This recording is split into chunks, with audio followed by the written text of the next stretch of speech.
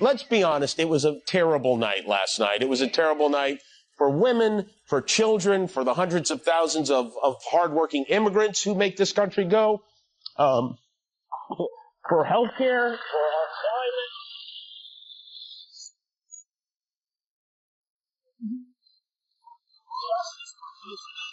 It was a terrible night for poor people, for the middle class, for seniors who rely on Social Security, for our allies in Ukraine, for NATO, for food and decency. And it was a terrible night for everyone who voted against him. And guess what? It was a bad night for everyone who voted for him, too. You just don't realize it yet. You know, a lot of people did vote for him. Yes. Do you accept their right to do that and their opinion of him? Well, I respect their right to do that. I question why the first time in American history a president has won every swing state and is also best friends, and his largest donor was the man who owns and runs the internet.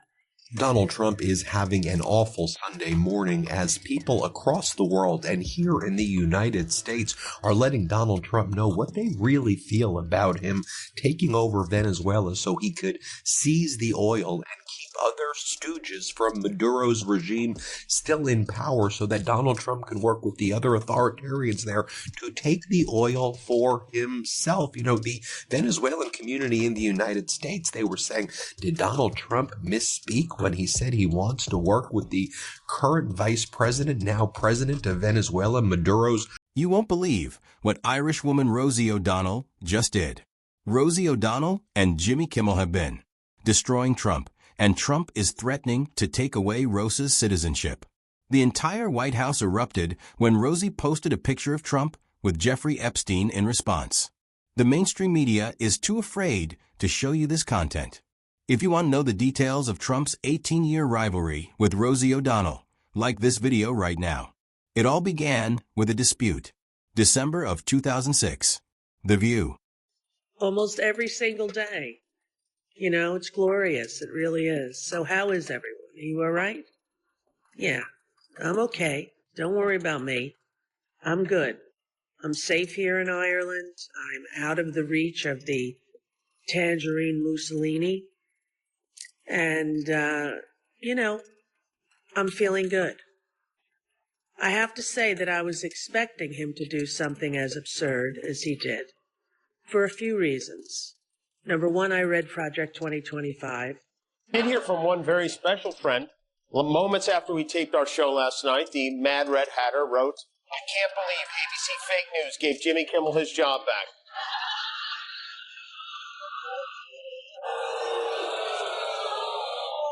You can't believe they gave me my job back. I can't believe we gave you your job back.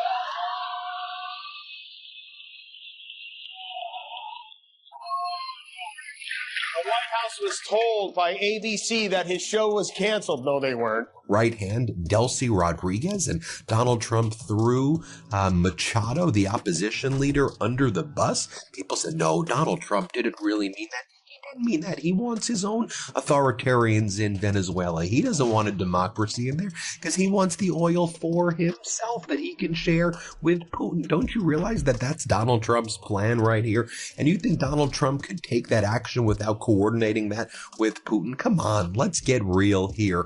So here's how it's being reported in The Economist. Venezuelans at celebration parties in Miami. When Rosie O'Donnell made the decision to go nuclear on Donald Trump, she was co-hosting with Barbara Walters. Following Miss USA winner Tara Connor's admission of drug usage and underage drinking, Trump called a press conference. Trump declared that he would not terminate her and would give her another chance. Rosie was in disbelief. She destroyed him by going on The View. Rosie impersonated Trump, made fun of his hair, and criticized him for his repeated marriages and bankruptcies. She then said the words that would plague Trump for 18 years. So I would hope that that would be investigated and that we would see whether or not it was an anomaly or something else that happened on election night in America when Kamala Harris was filling up stadiums with people who supported her. And Donald Trump was not able to do that. So it's curious to me. And as an American and a believer in democracy, I would hope that we would be able to look at all of the reasons why this happened in our country. Something happened between then and now because his audience is gone and his talent was never there. That I can't argue with. Shut the up. Freedom of speech is only for me.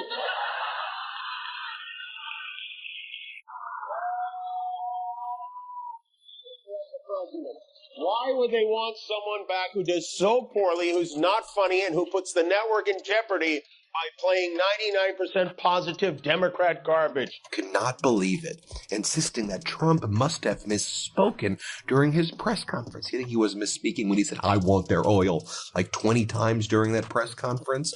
His plan appears to be for Venezuela to remain under the day-to-day control of Maduro's people, with its democratically elected leaders excluded and its wealth controlled by American corporations.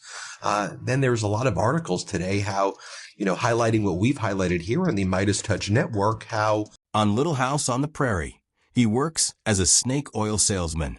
Rosie claimed to be a snake oil salesperson. LFT, the first wife, had an affair, Rosie went on. He left the second wife, had an affair, and had children both times. Yet for 20-year-olds in America, he is the moral compass. She even questioned whether Trump was truly insolvent. The crowd exploded in cheers. However, Trump lost control.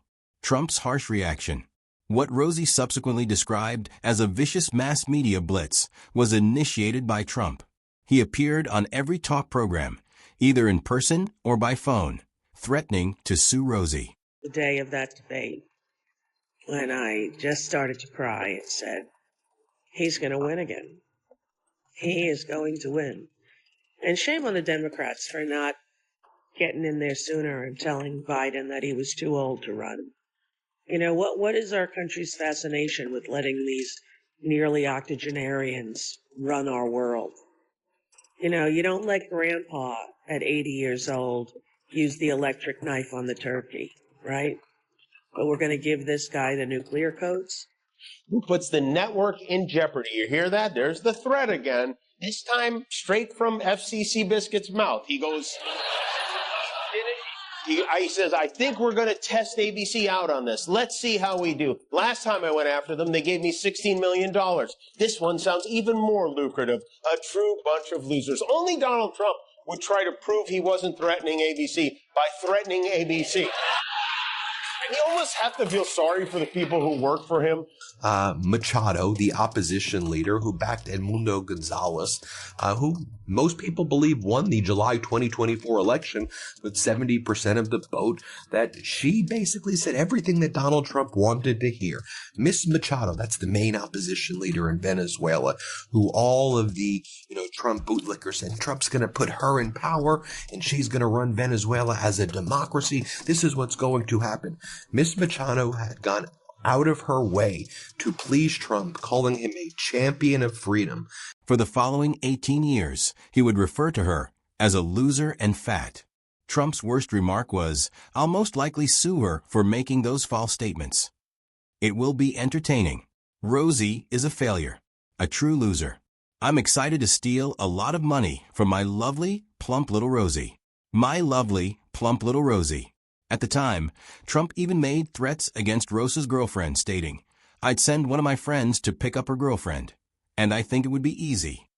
It was repulsive. Barbara Walters was caught in the crossfire. She had a social friendship with Trump.